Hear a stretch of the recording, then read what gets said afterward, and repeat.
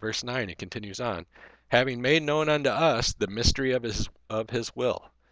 Okay, and this is the mystery that we're sharing with you today. Okay, the mystery of his will according to his good pleasure, which he has purposed in himself. Right, that in the dispensation of the fullness of times, he might gather together in one all things in Christ, both which are in heaven and which are in earth, even in him. Okay, in whom also we have obtained an inheritance, being predestinated according to the purpose of him who works all things after the counsel of his own will, all right, that we should be to the praise of his glory who first trusted in Christ. Okay, same thing there. So let's go on here also. And he says, called you out. All right, called you out has to do with as the way of the Lord was prepared by one crying in the wilderness, as opposed to being prepared by the leaders of the established religious system. Okay, called you out. Right. So the voice of God speaks from without to bring separation, cleansing, and healing from the corruption of sin. Right. The voice of the Lord calls. The voice of the world calls from within darkness. Okay. The voice of the Lord calls from without. Okay. There's two separate kingdoms. Okay. So those that are working with the voice of the world, all right, will be directed into the things that take them away from Christ. Okay, anything, it doesn't matter, and that's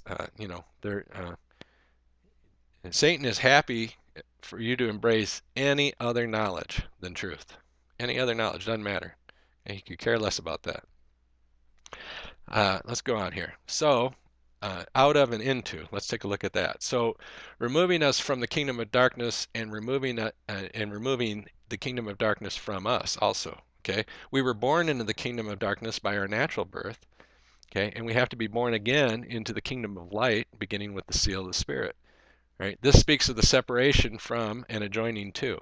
Okay, we are joined by peace, which marks the end of hostilities. Right, and we can see the pattern of this separation. Right, in our high priest. Let's take a look at that in Hebrews chapter 7, verse 26. Right, for such a high priest became us, who is holy, harmless, undefiled, separate from sinners, and made higher than the heavens.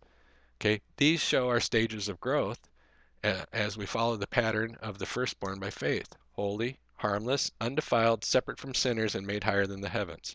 Okay, these are stages of growth. Okay, also we see this in 2 Corinthians chapter 6, verse 17. Let's take a look at that. 2 Corinthians chapter 6, verse 17. Wherefore come out from among them, and be you separate, saith the Lord, and touch not the unclean thing, and I will receive you. Okay, receiving us back to his bosom. All right, again, you see conditions. Okay, come out from among them and be separate, and then, and touch not the unclean thing, okay, and I will receive you. Okay, not I will receive you regardless. Okay, it's not unconditional, is it? Right? So you see people a lot of times want to talk about the unconditional love of God. Okay, the love of God is conditional. He sets terms. Okay, there's terms and conditions to his covenant. Okay, you want to experience the work of Christ, you need. Okay, so let's go on with that. So while Peter was providing them with knowledge for reflection and building through reciprocation, the false religious system takes these words, the same scriptures, okay, and they take these words out of context of the covenant. All right, they remove them from Christ. All right, and then they teach the people to project with them. They teach people to project with these words, which is not sanctified. Right, God does not sanctify that activity. That's faithlessness. All right, and it is a great offense to God. Now, we were taught in that system to think of ourselves in these terms in order to resolve our present circumstances and to resolve the many issues of life that we faced.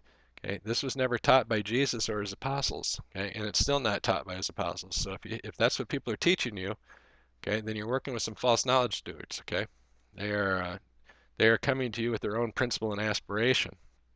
All right, and they're placing upon you a heavy yoke, right? Not a yoke which is light and easy, okay? Or another word to say is they're placing like a millstone around your neck, right? You don't want that. All right, so we are going to stop here. We'll pick up on verse 10 next time we continue on. So with that, thank you for your participation, and we'll turn the microphone now